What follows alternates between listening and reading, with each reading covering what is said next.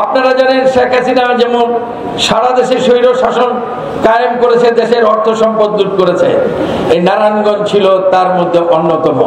কারণ তার সবচাইতে বেশি প্রিয়, সবচাইতে বেশি আপনজন যাকে বলতো, সন্ত্রাসীদের সর্ববৃহত্তম গডফাদার ছিল নারায়ণগঞ্জ।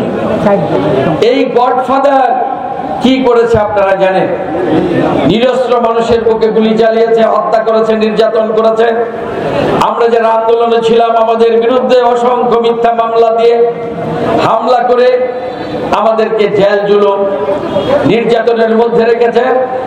আমরা আমাদের পরিবার পরিজন থেকে 17 বছর পালিয়ে বেরিয়েছি। আমরা সঠিকভাবে মাহে রমজানে রোজা করতে পারি নাই, পরিবারের সাথে দেখা করতে পারি নাই, সঠিকভাবে ঈদ আনন্দ কি উদযাপন করতে পারি নাই। এই এলাকার এমন কোন এলাকা ছিল না যেখানে এই গডফাদারের অস্ত্রধারী কোন সন্ত্রাসী ছিল না। আপনারা একটু পিছনের দিকে তাকিয়ে দেখেন, এই গডফাদারের পরিবারে 2 জন পুরুষ সদস্য ছিল। এদেরকে কোনো রাজনীতি করতে দেয় নাই, কোন একটা রাজনৈতিক দলের নেতা বা কর্মী তাদেরকে বানায় নাই। কিন্তু যেখানে ব্যবসা বাণিজ্য ছিল, যেখানে কলকারখানা ছিল, এই সন্ত্রাসী গডফাদারের এই 2 সন্তান এমন ভাবে ফেস্টুন ব্যানার লাগাতো, এমন ছবি সেখানে থাকতো যাতে মানুষ ভয় পায়, ব্যবসায়ীরা যাতে ভয় পায়। সমস্ত এলাকায় চাঁদাবাজ হিসাবে তাদেরকে প্রতিষ্ঠিত করেছিল।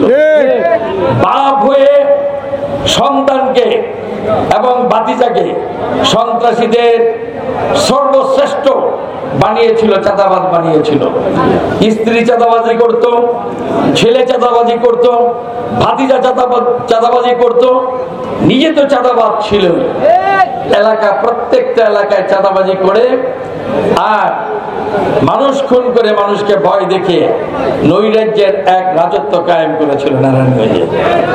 সেই সময় জানেন আপনারা এই সন্ত্রাসীকে কারা সমর্থন দিয়েছে?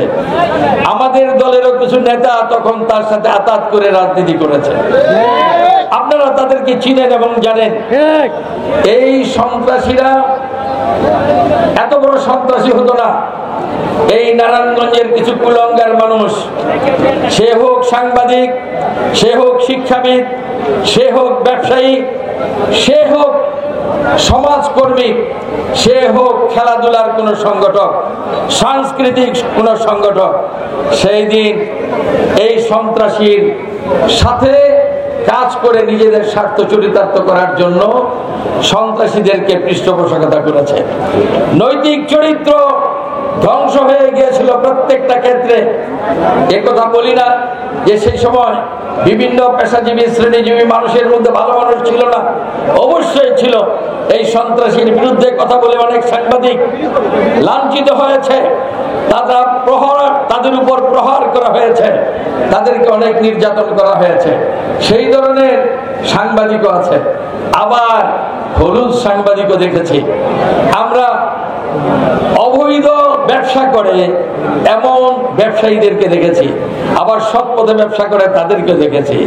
শিক্ষিত মানুষ তাদেরকেও দেখেছি অবৈধ পয়সার জন্য এই সন্ত্রাসীদের কিভাবে পদলায়ন করেছে, আবার তাদের বিরুদ্ধে প্রতিবাদ করে সেই শিক্ষিত মানুষকেও দেখেছি। এক কথায় বলতে গেলে একটা খারাপ চক্র তৈরি করেছিল সন্ত্রাসীদের গডফাদার। যে খারাপ চক্রের কারণে আজকে নারায়ণগঞ্জের মানুষ আমরা লজ্জিত।